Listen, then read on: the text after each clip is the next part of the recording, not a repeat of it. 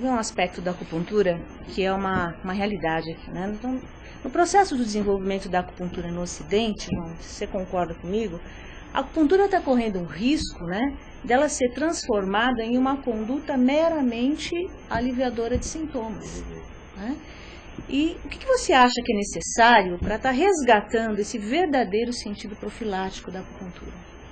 Essa é uma excelente pergunta, é uma luta nossa, né, Eneida, porque outro dia no Facebook eu tive uma discussão com um dos internautas, porque exatamente por causa disso. O Conselho Federal de Psicologia conseguiu uma liminar, uma bobagem, né? Eu sou uma pessoa legalista, acho que a gente tem que obedecer ao Estado, enfim, eu sou uma pessoa absolutamente legalista. Mas tem algumas coisas que algumas entidades fazem e comandam, e alguns juízes determinam coisas, e jornalistas divulgam coisas absurdas. Do tipo que a acupuntura era uma exclusividade médica. Não é verdade, não existe lei que estabeleça isso. A segunda coisa, o Conselho Federal de Psicologia conseguiu uma liminar para que os psicólogos mantenham o seu título de acupunturista, como se isso dependesse de uma lei, né? O psicólogo agora é acupunturista, agora o psicólogo não é, por uma canetada de Brasília. O que significa isso? A gente sempre defende aqui no Salus que a acupuntura é de todos, a acupuntura é multiprofissional e a acupuntura tem que ser feita por pessoas que saibam fazer acupuntura. Eu defendo a fundação de um conselho federal de acupuntura, um conselho estadual de acupuntura que fiscaliza a atividade. Há acupunturistas ruins? Com certeza. Há médicos ruins, advogados ruins, jornalistas ruins. Todas as profissões têm pessoas ruins. Então não se pode pegar uma parte para tentar se justificar o todo. E nessa liminar, o juiz falava o seguinte, que a acupuntura era filosófica. E aí um internauta falou, imagina a acupuntura filosófica, essa é demais. Eu falei, não, pelo que você está falando, obviamente você não entende absolutamente nada de acupuntura, porque a acupuntura realmente precisa de filosofia. A acupuntura é o ramo da medicina chinesa, que engloba outras coisas, a dietoterapia, exercício físico, enfim, tem uma série de fitoterapia, tem uma série de ramos que visam o bem-estar e a longevidade. A acupuntura é sim preventiva, como disse você, profilática e preventiva. A acupuntura é para não ficar doente. Só que aqui no Ocidente se desenvolveu uma acupuntura baseada na retirada de sintomas, que nós chamamos lá na aba, né, como uma acupuntura de terceira linha. Né? Essa é a acupuntura periférica, é a acupuntura que menos interessa. Que é para tirar dor, que as pessoas acabam desenvolvendo, inclusive essa acupuntura nos hospitais públicos, né? No Hospital das Clínicas, na Unifesp, e em outros hospitais, e ainda com grande, olha, nós temos aqui a acupuntura, a acupuntura é para tirar dor, uma acupuntura analgésica, que é o ramo da periferia, da real acupuntura. A acupuntura, na verdade, é um sistema, é uma linha terapêutica que integra os elementos dentro do indivíduo para que ele tenha consciência do que ele é, do que ele está fazendo aqui e o que ele precisa fazer aqui. Quais são as suas potencialidades e seus defeitos. Estimula as suas potencialidades e faz com que ele controle seus defeitos para que ele, por intermédio da felicidade, se realize enquanto indivíduo e enquanto pessoa. Eu vejo como um grande risco essa acupuntura chamada a acupuntura sintomatológica, que eu vejo que é a acupuntura que apareceu na China após Mao Tse-tung, quando o Império foi realmente perseguido, a Revolução Cultural acabou com tudo, inclusive os taoístas foram perseguidos, como são até hoje, diga-se, e a acupuntura de verdade é baseada no taoísmo. Então não dá para fazer uma acupuntura simplesmente analgésica e falar que é uma acupuntura. Muito bem. Também concordo com você. A acupuntura é uma busca de equilíbrio, isso que é a base do taoísmo, né? E é uma arte. O que nós precisamos, acho que foi tudo isso que você falou, é resgatar a arte naquilo que a gente faz. Ver a acupuntura como uma arte, né? Não, na verdade eu com toda chamo... essa base filosófica e científica, sem dúvida, mas uma arte, algo que é diferenciado para cada um, realmente. Eu concordo com você, inclusive no meu site, eu sempre chamo a acupuntura de arte terapêutica. É uma arte terapêutica. Porque, assim, eu discordo de falar que a acupuntura hoje é cientificamente comprovado, por mais fotos do CS6 que os coreanos fizeram, simplesmente fizeram uma foto de que prova que o meridiano energético existe. Isso não significa que a acupuntura científica por causa dessa mera foto, no meu humilde modo de ver, obviamente. Muito bom. Então, olha, desenvolvendo isso que você está falando, né? Atuar na causa de qualquer fato pode gerar realmente mudanças e uma nova maneira de ver o mundo. Você tem que atuar na causa. É isso que você falou. Você tem que buscar a causa das coisas, não só tratar os sintomas.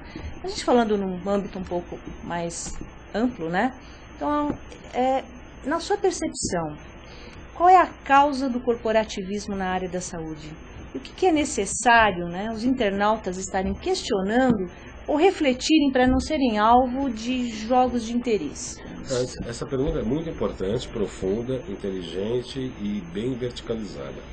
Quando eu fiz o curso da psicopatologia e fiz no Hospital das Clínicas, no Instituto de Psiquiatria do HC, do Hospital das Clínicas, que é da Universidade de São Paulo, uma casa que tem um ranço psicanalítico muito grande, e eu fiz uma defesa de monografia na passagem de conclusão do curso, defendendo Jung, inclusive, e falando de alquimia chinesa. Imagina, só eu, né? Só eu para ter essa tamanha petulância dentro da USP.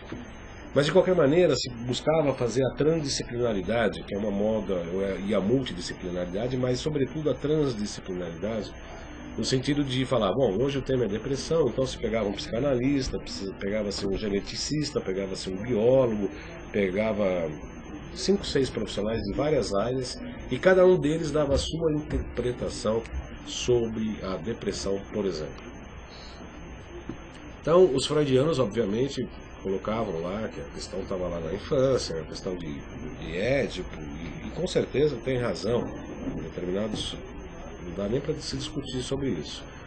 Aí vinha o geneticista e falava, não, isso é questão genética dos pais e tal, e comprovava que o DNA tem uma substância, o RNA e a questão neuroquímica e tal, e comprovava que o DNA era que era responsável pela tal da depressão, e também ele estava certo. Aí vinha um psicólogo mais cognitivo, falava que as questões da educação eram mais importantes, vinha um fenomenólogo e falava das questões dos fenômenos da vida, da educação, no amadurecimento daquela pessoa, que teriam ocasionado determinados gatilhos que iriam gerar a chamada depressão. E todos eles, obviamente, estavam certos. E no final da aula eu cheguei para o coordenador e falei, olha, a próxima reunião, a próxima mesa redonda, eu gostaria de ver um pai de santo. Eu gostaria de ouvir a opinião de um pai de santo. Eu gostaria de ouvir a opinião de um padre. Eu gostaria de ouvir a opinião de uma dona de casa. Porque, na verdade, todos, sob o ponto de vista da ótica, estão corretos. Não há engano nas suas interpretações. Agora, esqueceram-se o personagem principal, que é o paciente. O paciente é o personagem principal. É o paciente que vai falar se vai fazer acupuntura com o médico ou com o não médico. É o paciente que vai falar que vai procurar um psicanalista, que ele precisa de 16 anos de psicanálise para tratar de um trauma, ou se ele vai tomar um floral em 3 meses tratar disso, se ele tiver coragem o suficiente. Ou se vai tratar por intermédio da acupuntura, ou se vai tratar com homeopatia, com fitoterapia, com pai de santo, etc, etc, etc.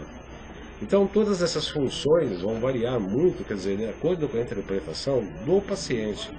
Então, não existe classe que está correta e classe que está errada em qualquer tipo de tratamento, no meu modo de ver. Eu acho que nós, enquanto pacientes, é que temos que escolher as nossas metodologias de tratamento de acordo com o que nos é mais indicado ou não. Não sei se eu respondi a sua questão. Sim. Basicamente, a pessoa precisa continuar, aliás, exercer o seu direito, né, de escolha.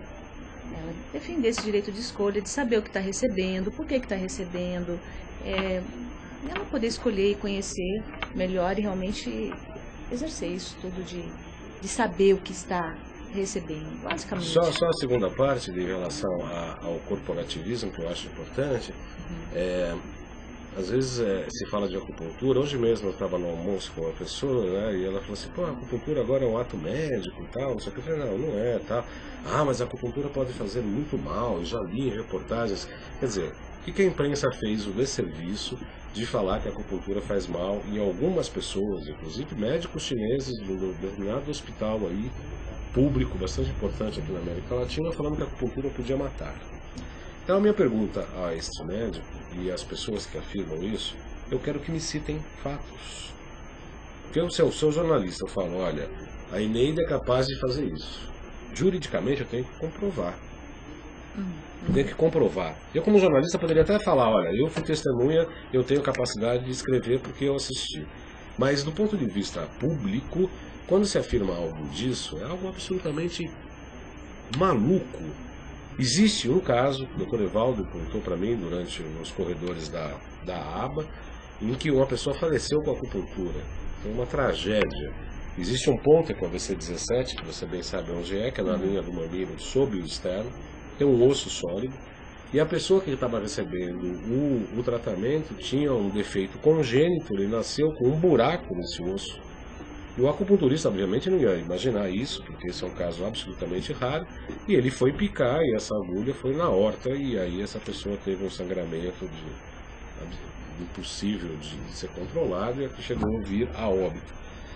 Agora, são 5, 6 casos que acontecem no ano, e se acontecer tudo isso? E aí eu pergunto ao internauta, você sabe quantas sessões de acupuntura são feitas diariamente no mundo, envolvendo a China, os Estados Unidos, a Austrália, o Brasil, toda a Europa? São milhões de sessões de acupuntura que são feitas por dia. Então falar que a acupuntura mata? É simples. Eu quero saber qual o caso, quem foi. Porque quem não quer que esse acupunturista que matou atue, sou eu. Não é Conselho Federal de Psicologia, nem de Fisioterapia, nem de ginástica acrobática, nem dos atuantes em circos. Quem não quer que ele atue somos nós. Não é isso, Helena? Com certeza. Nós primamos pela qualidade do nosso trabalho, trabalhamos com biossegurança, trabalhamos com honestidade, trabalhamos com atenção ao paciente, sempre como. A acupuntura é uma coisa importante nesse sentido. Sempre como coadjuvante ou terapêutica principal. Não é excludente. Não exclui a medicação alopática, não exclui a medicação homeopata, não exclui a aromaterapia, não exclui nada, nada. A acupuntura ela sempre se agrega ou como terapia principal ou como uma ótima terapia coadjuvante. Isso que eu acho que tem que ficar muito claro.